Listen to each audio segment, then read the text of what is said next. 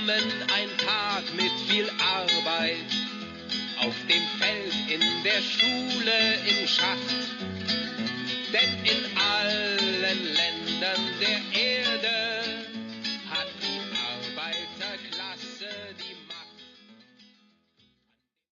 I try to focus in on the Marxist kind of polytechnic Soviet socialist style education system where it was very structured. You had the I guess it was Octoberist when you were little, and you had the little stars. Yeah, little stars. And then you went to the pioneers. Pioneers, red kerchief. Yeah, and the kerchief actually symbolized different meanings. But I was just curious because I'm doing some research and I'm going to do a big national survey. But I also I like to do the qualitative. I'm more of a qualitative person. I like to have the vivid backgrounds, and so I was just curious about your education growing up because that to me is fascinating, and I like to talk to my graduate students about there's comparing and contracting styles of education systems, and the Soviet more of a polytechnic education system was heavily focused on math and sciences. Absolutely. In fact we had. In our until 10th grade, because you had to do 10 years of school in Soviet Union, not anymore. We had in each student group, we were kind of traveling together from the 1st grade to the 10th grade. You know this. As a cohort. Like what they do, like kids do, like elementary school here in the United States. And they go from grade to grade to grade, all the way up. And so each class had its kind of class groom teacher who was like a supervisor. And we had our own kind of basic major classroom where we had all these meetings. And we had, I remember the slogan that math is the queen of science. Sure. It was just in white letters on the kind of red banner. Oh yeah. The yellow letters and red banners. Yellow actually. Yellow. Always you're right. Not white. Berlin. Yellow letters on red background. Yeah. That's how it works. So, it's interesting. I find that it's becoming harder and harder to find people of my age or older, because I graduated, in the 80s. Because when the wall came down, a lot of that strict kind of structured educational, especially in the Eastern Bloc, kind of went away because of the fact that there was no longer this emphasis and this huge push towards math and science that, in my opinion, and I'll be wrong, came from the Soviet push for math and sciences and kind of pushed into... It came from so-called high modernism. Okay. From this obsession with science, I would say science worship. Okay. To some extent. This obsession that science can perform miracles, Sure. And that's where it comes from, It was widespread in the West in 1920s, 1930s.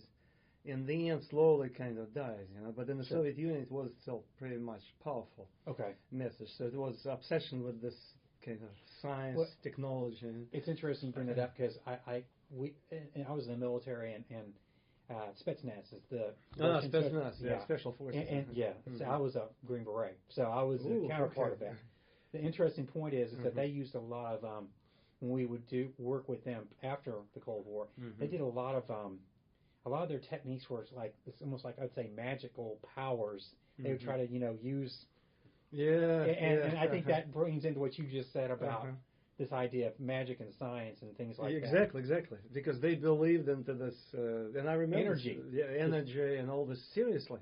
Now here we might accept it as a kind of form of spirituality, religion. Sure. But nobody buys this. Just people are skeptical. Sure. But over there it was, and still to the present day, it's a big thing. Sure. New Age is very popular in Russia. Almost 40% of the population are hooked on New Age. It's because they lost communist ideology, but at the same time they forgot about Russian Orthodox Church.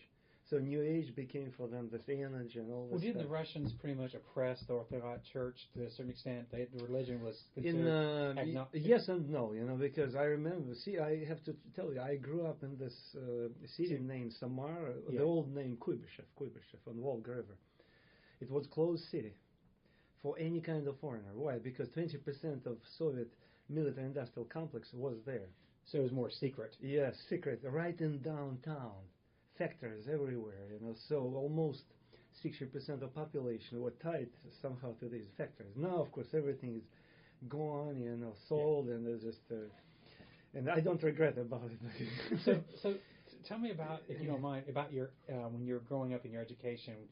Do you remember when you first became a Octoberist and when you first went to school, and how was those experiences? What was the education like when you were young, if you can remember that, all the way up to being a young pioneer? Because a lot of people... See, I don't remember anything about Octoberists, but I remember very well about pioneers, this part for some reason. Well, I mean, most people that I've done research with, the young pioneers was kind of like you joined because it was acceptable to join, because a lot of people were afraid they wouldn't go to the university, or they'd be blacklisted if they Exactly, you had to join, because it's kind of it's like let's admit something like this.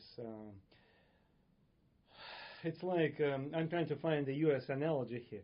It's like when you're at school in U.S., you have to be involved into certain activities, a part of something. Yeah, which will bring you will give you brownie points, Sure. Let's say it's nice to be on some kind of team, to play. Even if you hate it, you might be a bookish guy or girl, but you feel that you have to join it because it will help you, or you need to join some kind of community activities. Sure. Because it will bring you brownie points. A lot of people hate it, but they have to flow with the crowd, Sure. So when you but in Soviet Union, same thing, even worse, because there you had to be. Okay. If you are not, and I remember we had one girl, she was not a part of pioneers, because her parents were religious. Baptists. Yeah. And there were two groups of Baptists: illegal Baptists who didn't want to be registered with the government. So these were really under attack. Sure. And the others who openly exposed themselves, and they were openly discriminated. So they already said, okay, we're not going to get lucrative jobs, So why not? Why join the pioneers? Yeah, she was the one. Okay. So she was the one, and of course everybody treated her as a plague, Sure. Something she's not normal, And So that's her parents told her this, and she felt uncomfortable about it, because she wanted actually, I think, to join, because it was like I wouldn't say totalitarian state in my time, but authoritarian state, let's put it this way, and basically formality, that something like it's going outside without pants, sure, would be kind of inappropriate, So that you have to do it in order to flow with the crowd, to come from one level to another level. So was it also to gain acceptance? Acceptance, So when did you become a pioneer? What grade was that? Was that in third grade? I will tell you exactly. It was...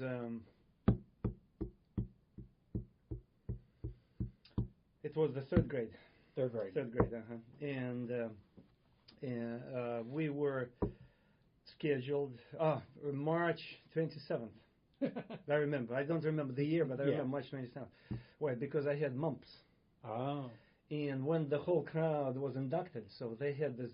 big ceremony. Yeah, big ceremony. Drums were beating, and that's cool. And we had the senior pioneers. There and some Komsomol members, Komsomol, Communist League, they were tying the kerchiefs and all this stuff. I missed this part. And I was 2 months I was away from school. Wow. And the one thing I remember was big on my mind.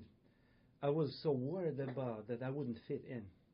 That how come I missed this stuff, Oh my goodness, how are they going to organize a special ceremony for me? Did they? No, that's what I was thinking when I was sick, And I was reading this book by a Hungarian writer. I remember it. I don't know. When you called me about the young pioneers, for some reason that's the first thing that came to my mind. I even remember the name of the author. Not because it was a good book, not because I wanted to remember, but because I was so worried. Yeah. So under such a stress that I everybody became a pioneer, and I was not inducted, How is it going to be, Yeah. So it was on my mind, and I was reading this book. I even remember the name Gőze Gardoni, Stars or Eger. It's about Ottomans against Hungarians, the fight, like 600 pages. And for me, it was like the way I was reading this book, and I tried to suppress my... Worries? Worries, yeah. It's crazy right now because you made me think about it. Yeah. You know, you made me replay this experience. You know, and I was so paranoid about my heart was beating. You know, when I was going back to school, and lo and behold, nobody even noticed, gave a damn. You know. Yeah. And then I was without this, and then I went to my here title this classroom leader, teacher. Yeah. Said, what am I going to do? You know, I don't have any. And she said, oh, no big deal, you know. So just go to a store, you know, buy. Because you were on paper. You had been admitted on paper. So that's what she told me. She said, Yeah. we already admitted you. Just put it on and everything will be fine, you know. So don't worry, no stress, no big deal, you know. And that's what.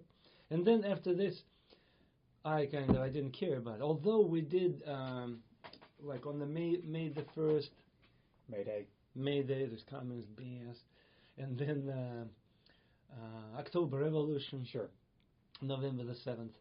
We had they call lineyka. Lineyka, it means when people. Lineyka means lining up pioneers, sure, Octobrists, you know, by ranks, you know. Sure. So there's a big hall auditorium, so we were lining up, and the principal was coming, and the veterans were invited, you know, they were delivering speech, and then drums were beating, and we were singing, I remember, each time, and I remember in many provincial schools they were doing this.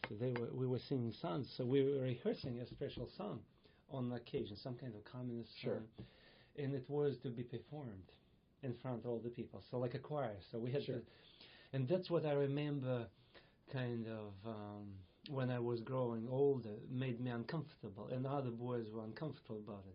They kind of felt as the phony stuff of the formality, like it's so standard. So why did you feel like it was just not, you didn't believe in it, or you were just going through the motions? It's not about not believing, it's about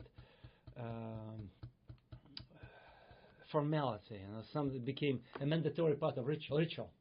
I guess some people kind of complained about it because it's such a stupid ritual, especially boys, you know. They said there was a certain gender stuff here because they said, oh, they're singing in choirs for girls. For girls, yeah, real guy, you know, he's not doing this BS, you know. And I remember I did once, you know, I kind of we were rehearsing so much when it was last year of my being a pioneer, and we were rehearsing so much that and a lot of boys didn't come. I and 3 or 4 other boys were there, and almost everybody were girls. We were rehearsing the song. I remember the name of the song. It's about Lenin. It goes like this.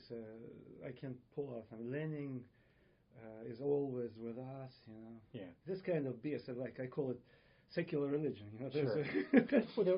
It's a secular religion. That's it. That's how now I understand it. At that time, didn't cross my mind.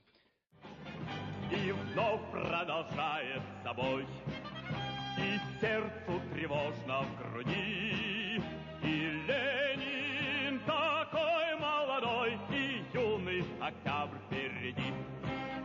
И Ленин такой молодой, и юный октябрь впереди. So, and somehow this, and she said, no, not good, the music teacher. So again and again and again. And you have to be perfect. And at one point, at the end of this lesson, something kind of was boiling inside of me. I said, "Hooray! Lenin is the great guy. You know, it's my hero. He is better than rock and roll guys. You know."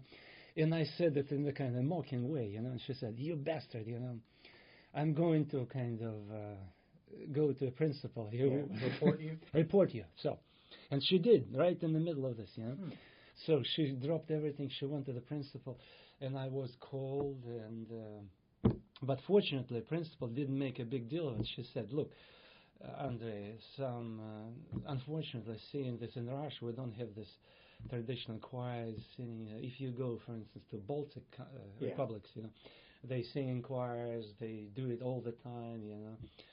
And see, for some reason, why don't we have this? You know, so she tried to spin it. She tried to eliminate the political component of this, because otherwise they could have kind of made an issue for me. You know? Sure. And I didn't protest anything against the communism or something. It was the last thing on my mind. I was just pissed off about all these formalities. Yeah. And then, and I said, I understand everything, I apologize. And the next week, we again had to rehearse this Pioneer song. And I remember all guys made an agreement to ignore this. And I was in a very uncomfortable position. I said, guys, I was just In trouble. reported, yeah. So I had to go there, They said, no, if you're a guy, it's only for girls. I said, well, I have to go, So, and I actually was able to talk my close friend, keep me company, because otherwise they will between two fires. So we went there, and I obediently rehearsed with these girls, this communist song. And after this, of course, all the guys hated me, So that was the big incident for me, It was, eighth grade, and a lot of these tough guys hated me after Because you went to the... Because I went at this point, but they didn't know that I had to go through this shit, Yeah. They could have made an issue. The principal actually helped me, So what could they have done to you since you've been reported? The worst thing, they could have just called my parents and then my parents' work and put them in trouble about it. So we were reporting this, we were rehearsing this important songs, and he made a trouble, I don't think they would have kicked me out from school, because it was already kind of the late years of the empire, Yeah. So the regime started to degenerate. Sure. But they could have created some kind of, could have cast a shadow, kind of. So when you, what do you remember most about the curriculum as you were going up through? And that's when we come to the curriculum. Yeah. So after the 8th grade, all these tough guys left. They went to technical schools. Okay. Those who we call, some smart people, we call them guys and girls with one noodle in their head. Yeah. So that's how it was. If you wanted to stay 10 years, you were trained in a college. And our class became smaller. It was 16 people. It was the best time, 9th and 10th grade, Was it wonderful because these people wanted to be there? Yeah, they wanted to study. They were doing things what they wanted to do, like they were perfecting their math, physics, whatever. I was perfecting my English, history, and because all these other tough guys, they went to, now they call technical college. At that time, they were called technical schools. They learned to be farmers and mechanics, auto mechanics, all this type of thing. And it was good, actually. Yeah. A lot of them became good mechanics, But they had problems with law, Some of them were from single families. They were part, all of them, almost everybody of these guys who went to technical colleges, to some, except one, they were parts of the street gangs, Not like big gangs, but like thugs, Just troublemakers. Troublemakers. They were meeting together, like drinking. Sure. Now, when you were in school, did you ever have to go out and do any collective work on the farms or anything like that? Was a pioneer? And yes, it was mandatory. And I remember it was after 6th grade. At least once, I remember. Once you had to do it, not each year. So in my school, you had to do it at least once. So I did it after 6th grade, and it was a horrible experience for me as well. Why is that? Because again, it's a lot of these troublemakers, these thugs went there. We lived in barracks, and it was not a good experience.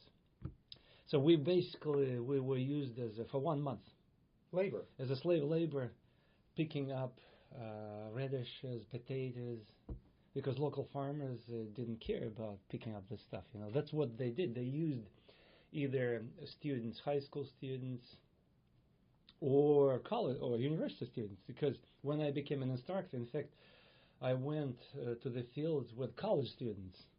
Huh. I was in charge of 200 college students, and I was riding a horse, making sure that they were picking up potatoes, radishes, everything. But when I was a high school student, I after the 6th grade. See, I'm saying high school because everything was high school. I had to do it myself, and it wasn't a good experience because each night it was some kind of people were drinking and playing pranks on each other, and you had to take sides because you had to be part of some kind of group in order to be protected. So I was so happy that everything was done, and in fact, again, it haunted me because I didn't want to back off, and one guy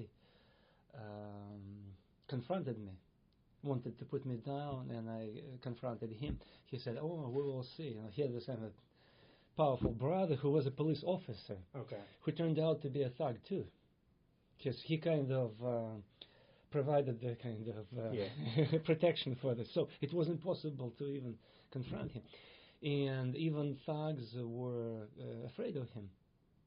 And I remember when we started school in September, then October, November, he was still trying to put me down. And all other thugs kind of pushed me forward, trying to use me as a icebreaker.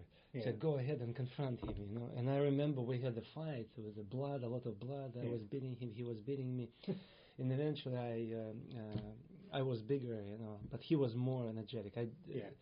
He dropped on the ice, and I said, "Oh, I'm not going to use my feet," And they said, "Oh, just kick him," I said, I cannot do it, and after this I lost my face actually because they were expecting for me to kind of to beat him to pulp. A very bad experience because when I was in the 4th grade, our school that was was a good school was mixed with the bad school, so all these bad guys came and. So that's where it came from. Did you have class leaders in every grade as you went up? A person was designated as a class leader to kind of... yes, we had a class leader. And were you ever a class leader, or did you ever... A class leader, a girl class leader. So she was working with this lady who was supervised our class. And I never was a class leader. But it was a formal position. So she was taking records. Who was absent, who was present. That was her job, each day. And how did the educational aspect go? Did they increase the workload of math and science and English and history? Did it increase every year? Did it get harder, or did they, after a certain extent, did it just kind of, like you said, break off and you had the technical track? It was the same, from Baltic Sea to the Pacific Ocean. Same textbooks. All same curriculum. Same curriculums, and no changes. So everything was written in stone. Okay. Same textbooks. So now, of course, it's totally different. Everything was the same. But again, the quality of schools, of course, was different. The elite, each city in Soviet Union had the elite schools. Some they were not formally. All of them were public schools. Okay. But at the same time, I remember in our city and in other cities, I found out there was so-called German school, French school, and English school. Okay. English school there was the best because they taught some subjects in English. In French school, called French, quote unquote, they taught some subjects in French. Okay. Even regular subjects. Same with German schools. There were also a couple of schools where they were called math schools, where math and physics. Math, it was nickname, math school. Sure. Just to emphasize. So you specialize more emphasis in one particular area. And everybody wanted to get into this school, but not everybody could do it. So that is why, with this BS in the United States, we have these zones, Sure. Where people, which I hate, because it reminds me of the Soviet experience. It's total socialism for me. Anyway, and everybody tried to move to live in this zone or to pay a bribe, making sure that your kid would go to this particular school. But it's on a rare occasion, so you can do it. Somebody has to call on your behalf, Sure. of your child. Recommendation. Yeah, recommendation. For instance, if you're a party boss or secret police officer, so your kid has a good chance. KGB. Yeah. Your kid had all the chances to be enrolled. Sometimes the principals were kind of looking for these people here to make connections. Sure. So either you have to be in this zone. So that is why there were certain places, areas where the elite people lived. In downtowns, unlike the States, were the most lucrative areas. Sure. So you had to live in downtown. Suburbs, like all the so-called... So which school secondary. would you go to the English school? Is that the No. school? And to the present day, I'm grateful to my dad because he exposed me to books, everything. But I kind of always joked and reprimanded him that he couldn't pay a bribe to kind of stream me into this, enroll me into this school. So I had to do everything on my own. I went to regular public school, which was like a mixed bag. Sure. But then you went straight to the university track, while other people went. I decided it's because of my family. So my dad was right now teacher of chemistry in the Polytechnical Institute. Actually. Okay. And my mother was teaching Russian language and literature in medical college. Okay. One of these colleges for girls after 8th grade. Sure. They went, instead of going to university, they went. Many girls went to the medical college, and she was teaching them. So anyway, they exposed me to books, and I already knew since I was in the 6th grade that I would become a history professor. Actually, I was dreaming about it because I was so fascinated with history. When you went to the university, was there certain requirements? Did you have to meet a certain requirement? Did you have they look at your background as when you're in high school? Did they look at this stuff? Mm-hmm. Yeah, we can put. Yeah, it's okay. Thanks. Do they look at this stuff and look at your background to make sure you had no marks on your record? How did it work when it comes to going to the university? University, it's a big deal. For me, it was another traumatic experience. I'm laughing at this right now. Education was for free, as you know. When everything is for free, it's not for free. You understand this? Because everybody competes, and that's when the bribes, again, connections come to the picture. I remember everybody wanted to get into university, especially guys, because you could get.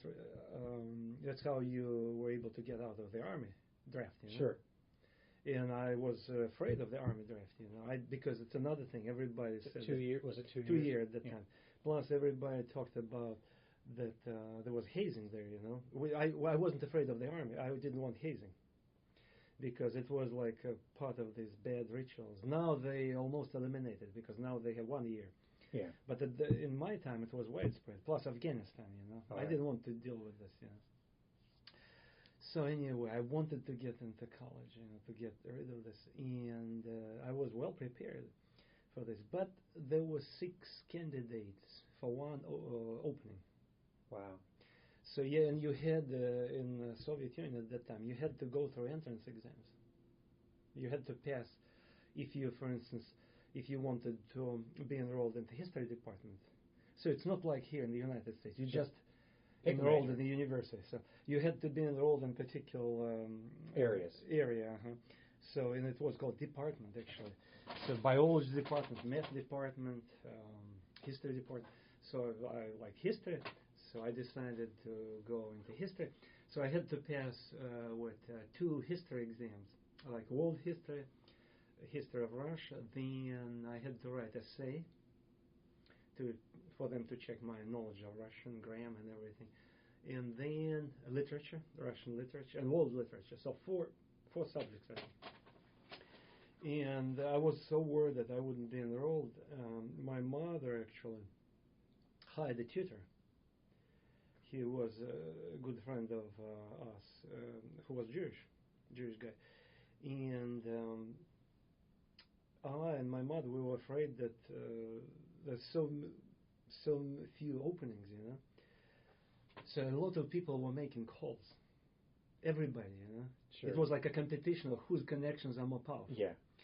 And we were kind of begging him. He said, "Oh no, let's not do it, because it might actually harm." But we begged him, and can you go into this admission commission and ask? And he did go, and actually did harm me, because being Jewish, they thought as a Jew I wanted to get in. At that time there was unofficial quota that they believed that Soviets, that there were so many Jews in colleges, they wanted to artificially lower it, and I know it for sure right now because I started reading later. Yeah. When I became an instructor. But at that time I didn't realize, and they flunked me. Even though since 6th grade I was dreaming about history. I knew history. So basically it's just they didn't like that. They thought I was a Jew. Can you imagine? And they flanked two of my other friends who had Did they think Jewish. you were last Jewish names. because you had a Jewish person go on talk on your behalf? Yeah. Plus, for some reason they became confident that I was a Jew because my name ended with SKI, Znamenski, but it's a Polish. Yeah, It's a Polish. That's It's not Polish. Jewish. It's not Jewish. Yeah. But since a lot of Jews came to our area from Poland, they were escaping from the Nazi, and a lot of Jews had these SKI names. Sure. They figured it out. Nobody even mentioned it on paper. Everything was unofficial. Sure. Everything was Under like the table. That's how things actually are done. To some extent, even here. But again, I mean, all these things, ethnic and things, never advertised. It's Sure. done under the cover. Did you have people from the other republics down in Kazakhstan try to come up? And they could be admitted because they had a special quota for them. They basically had a quota for each minority indigenous quotas. So if you are, for instance, from central Turkestan, of course not anymore. Right now in Russia, totally chauvinistic. But at that time, opposite. At that time, it was like in the United States. So if, for instance, you were a member of one of these groups, indigenous groups, from Turkmenistan, Uzbekistan, or the best thing, from Siberia. Yeah. Siberia, one of these indigenous tribes, So you could fill this quota. Or you could go to Soviet army to do your 2 years. In this case, there was a special quota, official quota. Official. I'm not talking about an unofficial. Official quota. So they could fill army people. It's almost like a GI Bill, to some extent. So they could be enrolled with D's and C's. So you only had to have a passing grade. Okay. There was another way to get enrolled in university. Some people used it who didn't want to go and do 2 years. You could go to a factory and work for 2 years as a worker, and then you could claim that I'm a working class man. Yeah. It's another affirmative action crap. So you could say, I'm a working class, and some intellectuals actually did it. Who were able, for instance, to manufacture somehow to buy out of the army. Sure. But they wanted to get into the university, so they went so to a factory. You could go into a factory instead of going to the army? Yeah. Mm-hmm. So you kind of had But it wasn't your choice. Oh, it wasn't? If you were a girl, you could have done it easily. But if you're a guy, you had to be drafted. Unless, for medical reasons, you could get out. You understand, yeah? Sure. Because each guy had to do his 2-year service. Wow. But for instance, if somebody paid a bribe to a doctor, Have or a note. a note, in this case you are free from the army. Instead, you could go and do your 2 years in the factory, and then you could claim I'm a worker in your application documents. Yeah, sure. There was a special quota for proletarians, for workers. Yeah, 10%, I think, 10 or 15%. The indigenous quota, workers quota, and the army quota. So they had a system. Almost like we do here. Yeah. In terms of length, X amount of people. When you were in college or even in high school, did you have to learn Marxist Leninist theory? Absolutely. And what were your thoughts on that? That the stuff that was put into the curriculum. What would you feel about that? At that time, all students hated it, and because they were mandatory for everybody. So it's not necessarily for historians. Even those who were in technical universities, they had to study 2 things. 2 things were mandatory: Marxist-Leninist philosophy.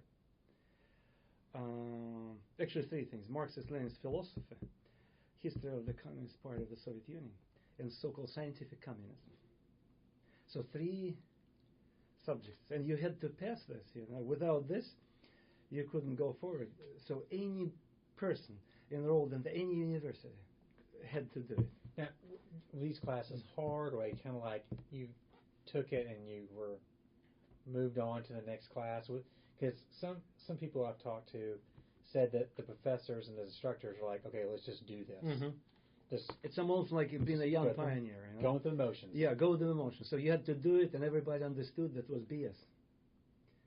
It's like I can find it's hard in the United States to find analogies, but if you open to a conversation, sometime I might pinpoint in the U.S. curriculum this type of subjects. Well, did you have people that their parents were party members that actually believed? Yes. And believed it and really lived? They treated it as a mandatory thing. They were not obsessed with this. My father actually always complained that each month they had to have a party meeting And he didn't like it because it took much of his time. Sure. Instead, he liked to come back home, have a good dinner, lie on the couch in front of TV, read a newspaper. So not for ideological reasons, but for he thought it was BS. So but if you didn't go, then you'd be marked down as not attending, correct? So he had to go. And if you didn't go, then you get in trouble for of course from a job or So you had to be a part of this. If you're a party member, you had to go each month to these party meetings where they talked things. Sometimes they made up topics to talk about. Sometimes it was somebody's behavior, bad behavior, this kind of crap. So at the university level, the classes were looked upon as a necessary evil. Yeah, necessary evil. That's the best way to describe these courses: Marxist Leninism, scientific communism, the history of Communist Party. Does anything stand out in those classes that you remember? You're like, it sticks in your head. What sticks in my head when I was in my 4th year. Some instructors, now I realize, they tried to make them. Actually, they used how to tell you. They realized it was BS, and they tried to use this opportunity to indirectly expose us to how people in the West live, Okay. And that was dangerous for them. And I remember once we were bugged by the secret police on one occasion because... at the university? Or at the university. I remember there was an officer even came who called each one of us and he said, you know what, don't worry about it, that he's your professor, but there was a signal, there was a report that he is promoting some Western bourgeois concepts, But in fact, what he was doing, he was teaching scientific communism. And as part of this course, I can tell you if you want, I can break it down how it was done. Part of this course, it was called criticism of Western concepts of society, like criticism of psychoanalysis, criticism of Frankfurt School, criticism of Max Weber, criticism of social democratic approaches, and to socialism. So that's what he was doing. But what I guess really made them itchy, that he was actually describing in detail. Too much detail. Too much detail. And we kind of some of us became interested, and I became interested. Sure. And to give us credit, we didn't kind of blackmail. We did not smear him with dirt. So everybody, after this, we talked with each other. We decided together. Said, no, he's a good instructor. We loved him. Said, let's kind of not give him the best of our reports. And that's what we did. Because it was really after this, I started realizing how horrible it was that we're these green horns. And the fate of the professor in our hands, that made me really uncomfortable.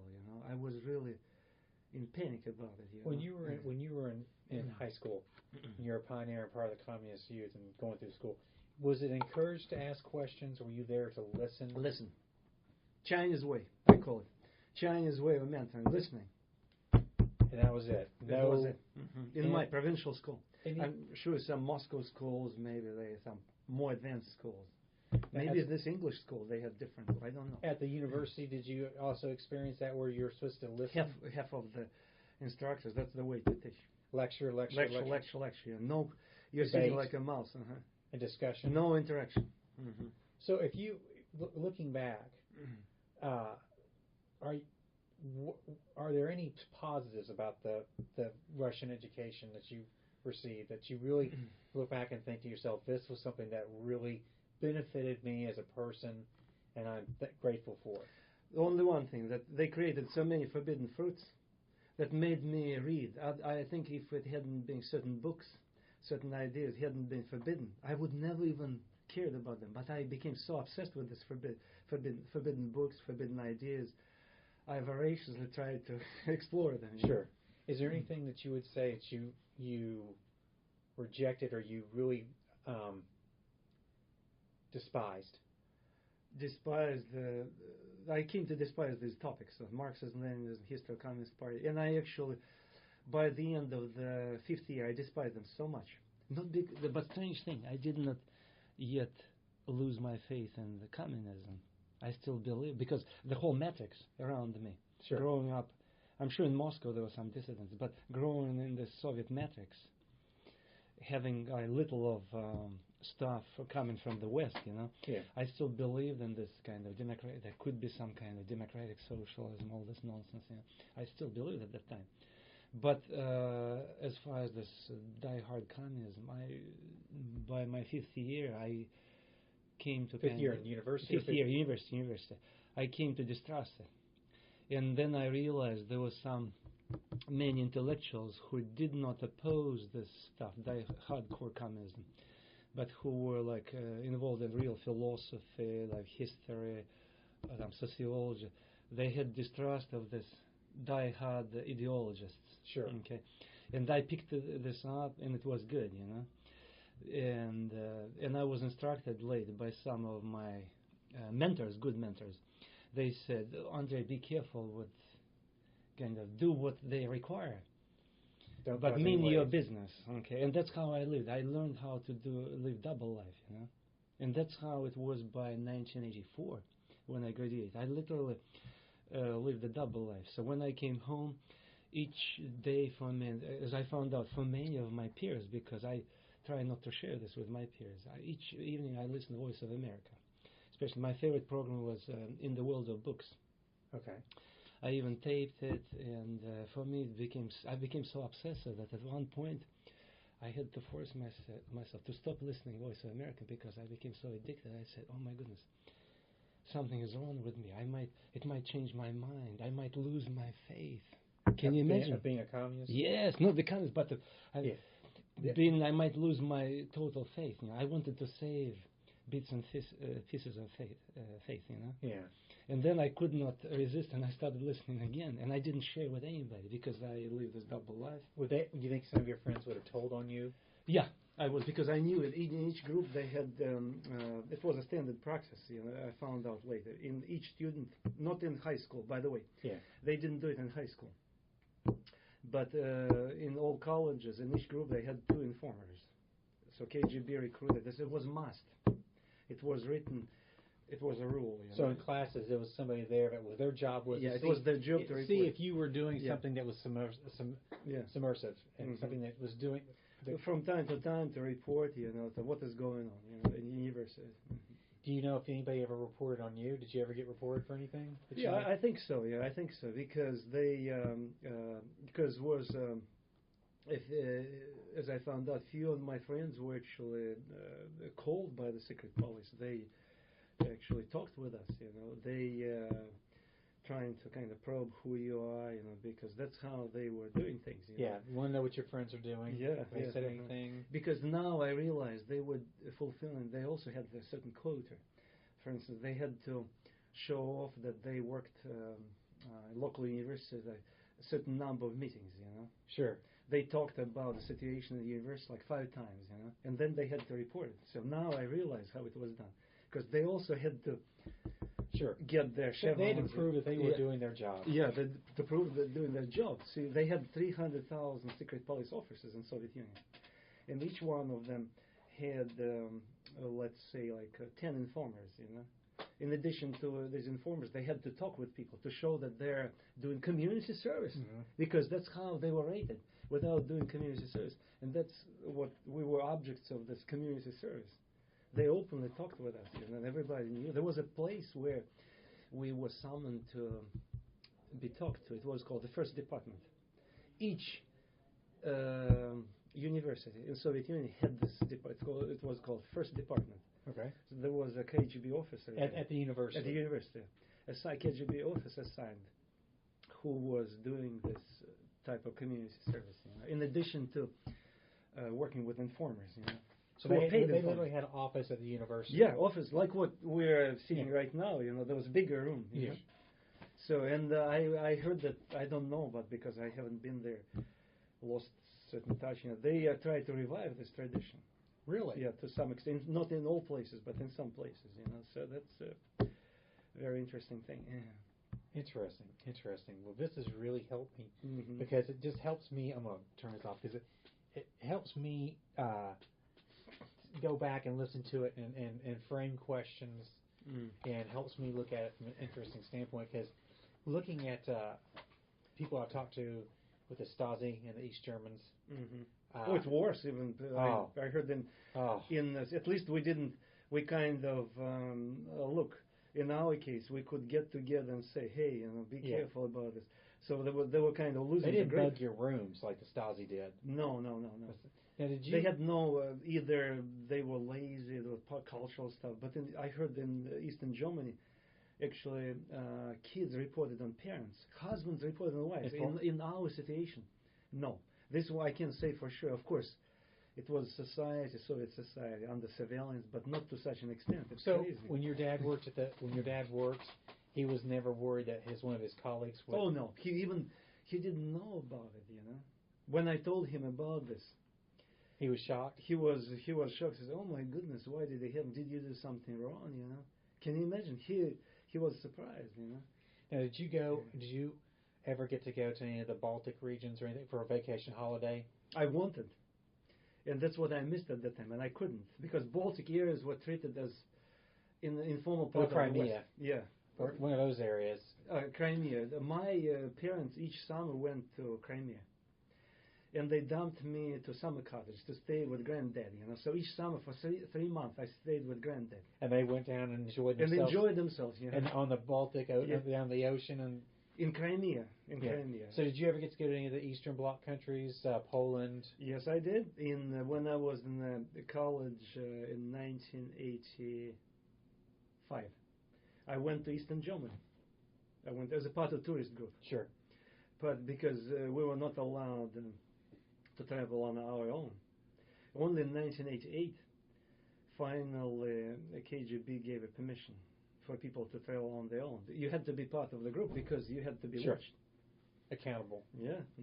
Did you... I will tell you a funny story if you don't mind. Go ahead. I was, at that time, I was interested in reading about Native Americans and everything. And I found out that when I went on my tourist trip, that in Karl Marx Stadt, I know where it is. They had Karl May Museum. It's a museum of Native Americans. Sure. And Germans are big on Native Americans, as you know. And I was interested in going there. And we had PayPals, we corresponded. And I corresponded with one guy. And he said, why don't I meet you?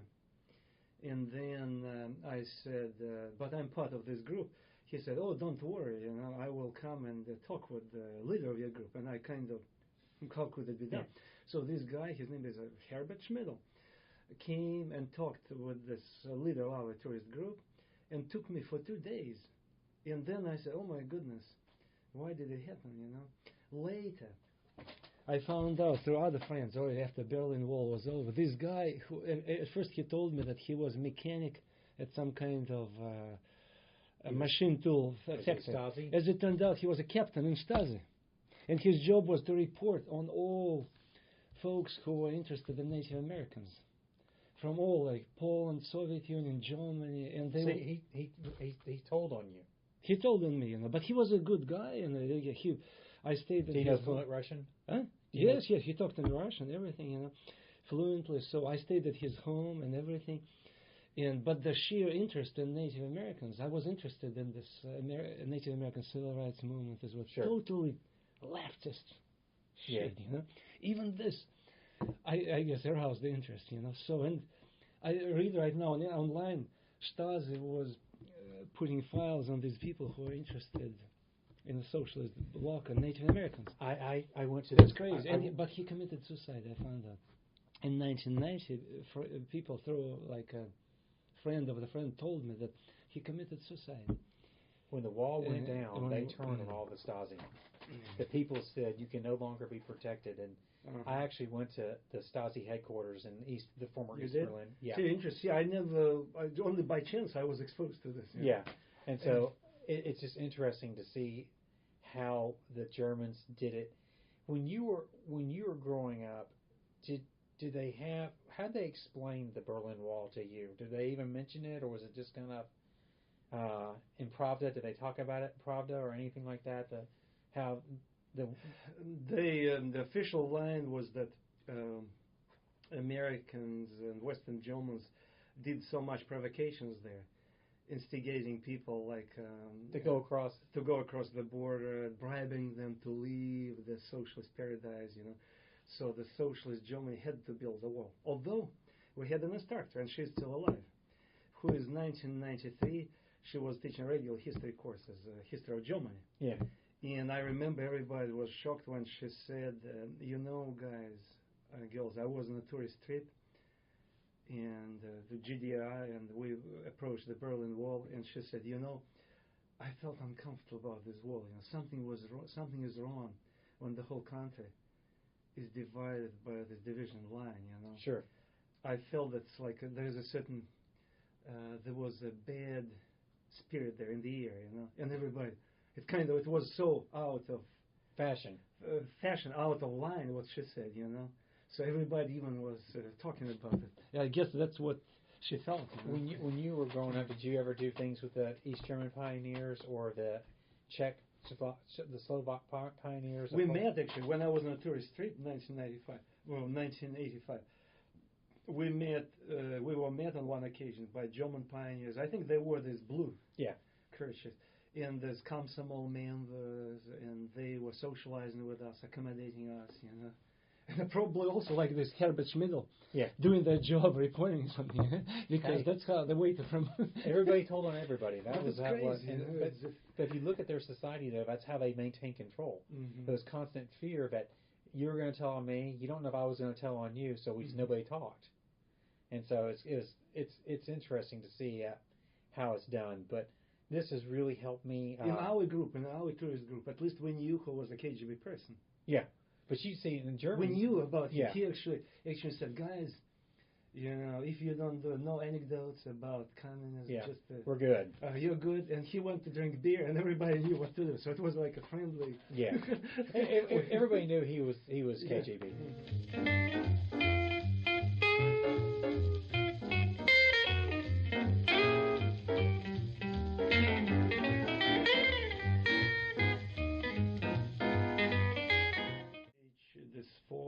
The history of socialism. Because, and I'm going to my approach. Are you going to go back to Hegel and talk about Hegel's philosophy? From Moses Hess. Okay, Hess to kind of present. I don't know who they postmodern left and Swedish social democrat. See, well. I guess you can always look at the Cuban and the Venezuelan models. See, I did a Fulbright in Vietnam. My goodness, 2 years ago. And amazing.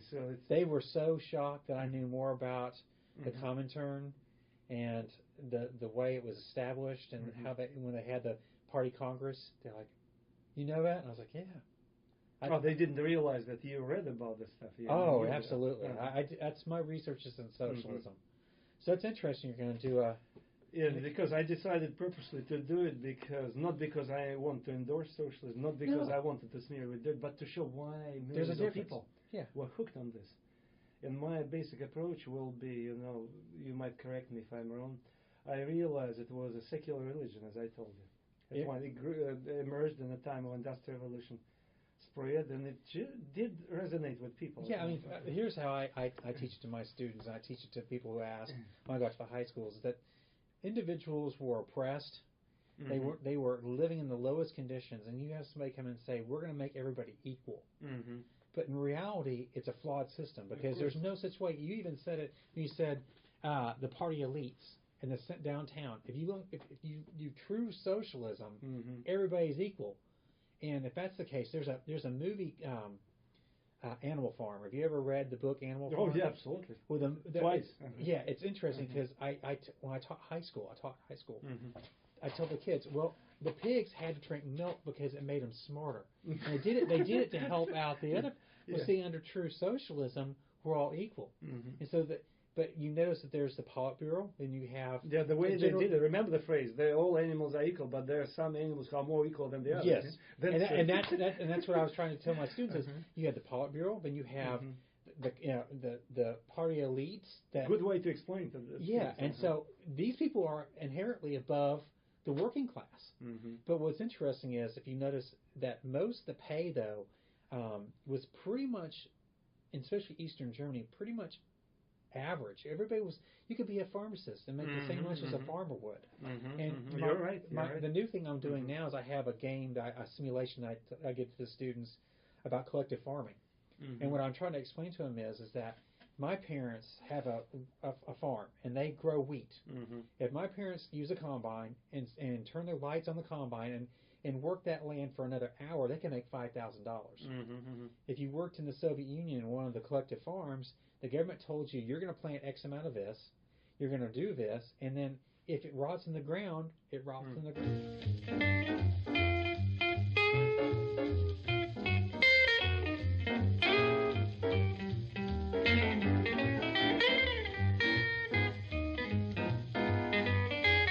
Kids, this is for elementary students.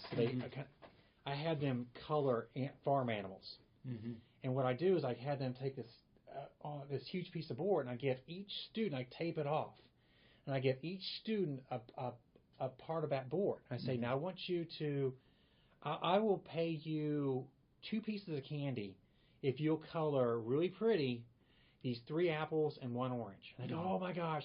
And they'll color for Dr. Byford these beautiful oranges, and they'll go and they'll tape it on their boards, and I give them 2 pieces of candy. And they go, oh, that's awesome.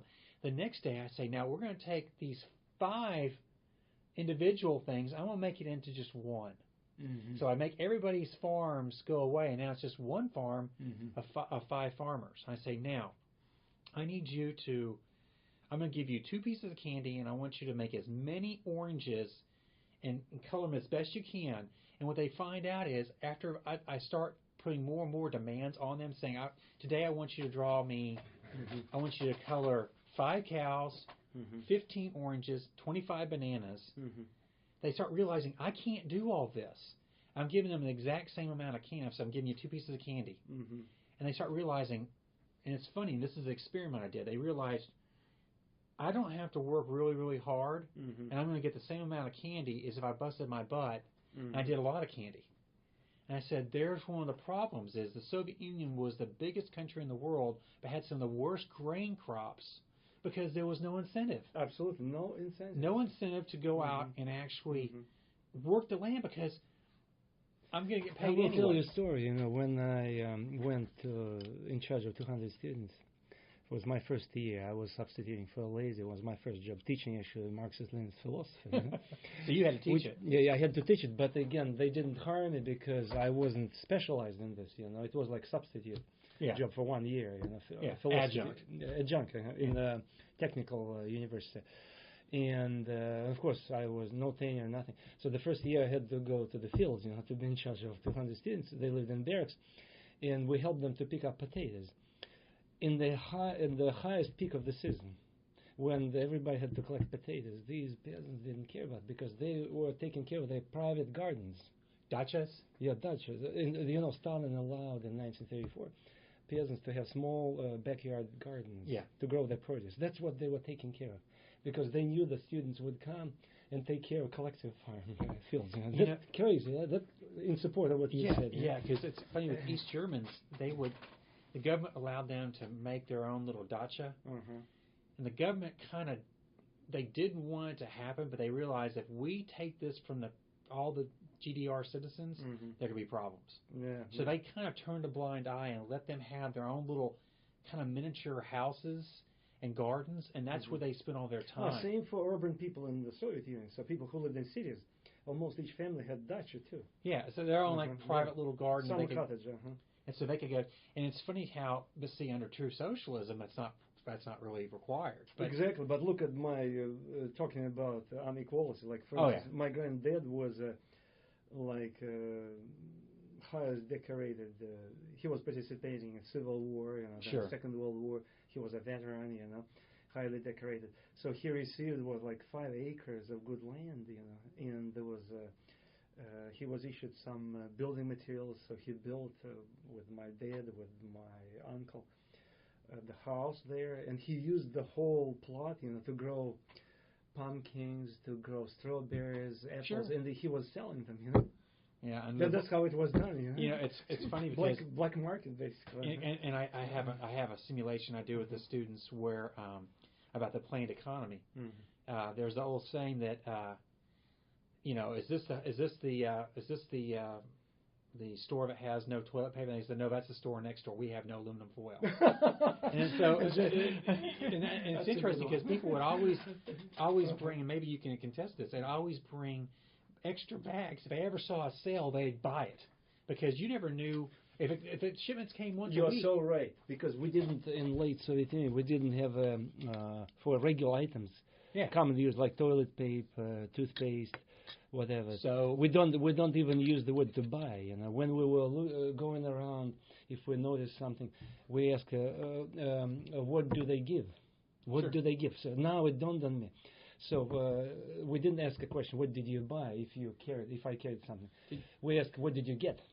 See, and you trade. Yeah. Because it shows the monetary economy. Well, you basically survivalist.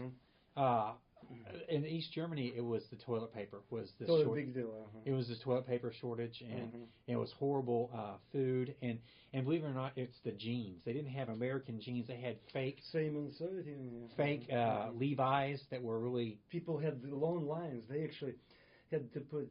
I remember in 1984, they brought some Western German jeans, and the people at 4 a.m. they were already in line in this supermarket where they were about to sell this. There was hundreds of people, trying to buy them. It's interesting because my students, I try to explain to them that when the Central Committee would say, the Planning Committee would say, we're going to make 400 of this, and they allot everything.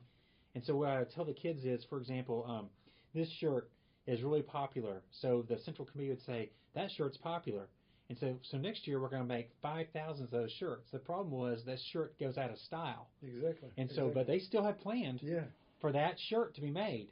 And so it's interesting. I was reading a story about Polish women, and for 1 year, all the Polish women had really ugly eyeshadow, but that's all it was given that year.